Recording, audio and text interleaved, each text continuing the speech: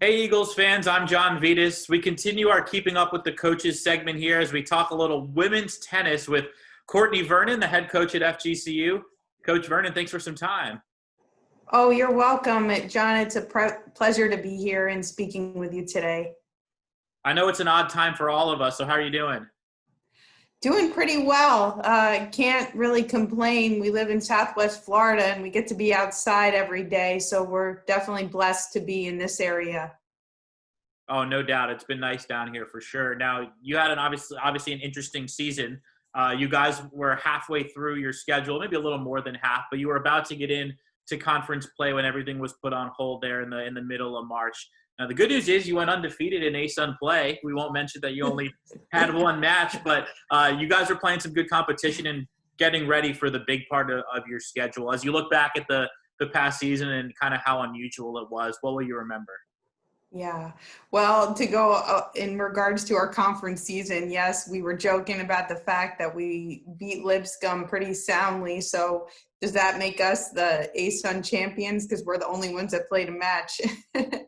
But no, yeah, it was a pretty crazy end to a season. Probably nothing. Hopefully, we would ever experience again. But how it all came down the pipeline, and we were just coming into the most exciting part of our season. So just it was very disappointing to the team, and yeah, a lot of questions, and unfortunately not too many answers. But yeah, it was quite the experience. Now, as we start to get ready for next season, fortunately, it looks like you're going to be able to get a couple of your seniors back, which will really help the mix for you going into next season. So as you kind of navigate through this very odd spring and summer, obviously your team finished the spring semester, but now they're all back home, and you have 6 different countries represented on your roster. So right now, what's it like staying in touch with everyone and making sure they're getting some work in while also adhering to all the social distancing guidelines? Yeah, well, when this all happened, the girls stayed around for maybe 2 weeks, just trying to decide what they were going to do, if it was even safe to fly home, because yeah, most of the team is international.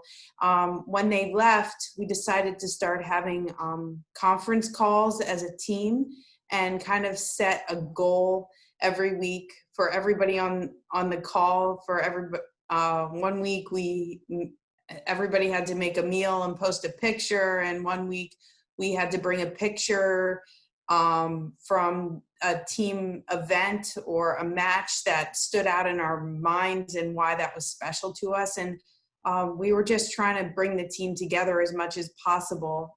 Every country, let's see, we had one girl from Spain, and she wasn't allowed to leave her house, and she hadn't left her house in 6 weeks. And I asked her, I said, have you even walked out the door?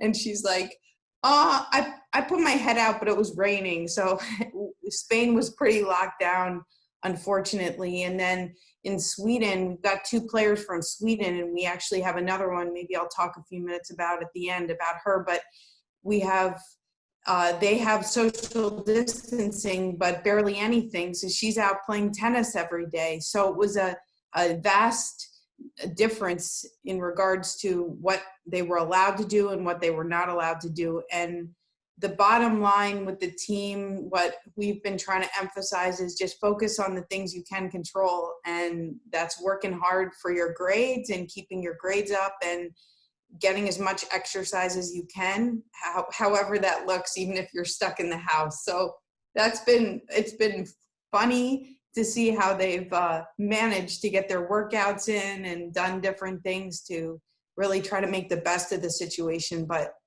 I'd have to say I'm really proud of this group, and especially the seniors, because they've taken it in strides. They've made the best of it, and it was very disappointing, but they led the team well through it, and they've come out doing very well in their classes. So they stayed focused regardless. Yeah, it's a fascinating difference country to country, and it's good that they're all staying in touch and staying unified as a team. I'm sure there'll be some challenges when it's time to come back to campus, trying to make sure everybody's safe and on the right flights. But you do have some time until that spring season fully gets going again. Now let's talk about that spring season that'll be coming up for you. We still got a ways to go, but as you start to kind of project your roster and see what your potential might be, who are some of the names of some of the top returners, or maybe even some newcomers that Eagles fans should be aware of?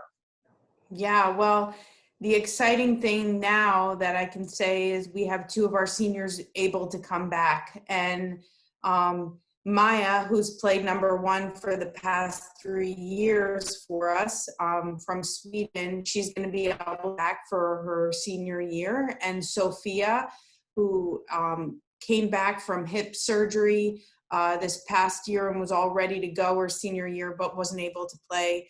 She played 2 and 3 for us. She will also be back. So we're going to have a lot of depth this year, which is very exciting. We're returning everybody but one player. And then we're bringing in 3 new players, another one from Sweden and one from France and one from Indonesia. So we're just gaining some countries here. And yeah, let's hope they can get back. I think my guess is as good as anyone's right now, whether that will happen, but hopefully they will be able to make it back into the country. Wow, so you've got more continents even represented now with a player from Indonesia. There's a lot of sports at FGCU that have several international players. How does that work? What's the recruiting like? How do you become aware of players overseas? It's not like you can just travel the world all year round. It's got to be interesting. And in the world we're in today, where we're doing interviews over Zoom, I'd have to imagine the video and the recruiting world has evolved even more in the last few months. Yeah, no doubt, definitely. And being at a school like FGCU, that's a growing school, a young school, you know, we don't quite have the budget of a big school to be traveling all over the globe. So we've learned to improvise here. We've been using Zoom and all of these video calls I've been here 7 years and this is how we've always done it. We've watched a lot of video. And then I've also used friends at other programs that have vouched for character of some of these girls that I brought in. And so, yeah, we've been doing it like this for a while. So this is almost just how it's done. We've been doing it. So it's kind of, it's nice because this is what we know. So. Well, Courtney Vernon, thanks for taking the time today to speak with us. It's good to see you're doing well, and we're really excited to see your women's tennis team out on the court whenever it's safe to do that. Thank you so much. Thanks, John, for having me. Go Eagles.